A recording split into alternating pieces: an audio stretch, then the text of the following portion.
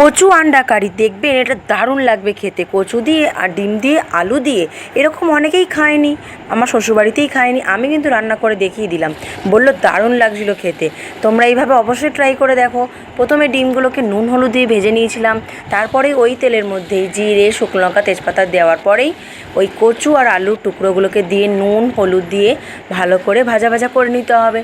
ঢাকা চাপা দিয়ে ভালো করে যখন ভাজা হয়ে যাচ্ছে, টমেটো কুচোনো, পেঁয়াজ বাটা দিয়ে আবার একটু নাড়াচাড়া করে নিতে হবে। করে নেওয়ার পরে আদা বাটা, রসুন বাটা দিয়ে ভালো করে ওটাকে আবার নেড়ে ছেড়ে মিক্স করে নিতে হবে।